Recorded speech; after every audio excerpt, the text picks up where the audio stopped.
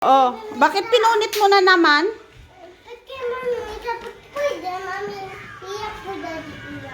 Iyak mami ang daddy. Kailangan hatiin.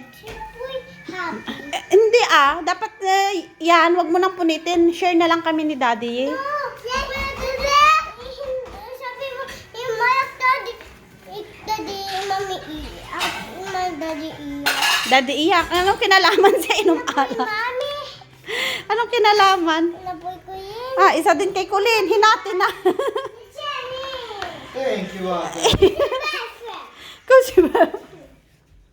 Tag-isa-isa tayo Kulin hinati. Oh no. Araw-araw na lang hinahati niya. Ano? Hindi pwede awal. Hindi pwede away.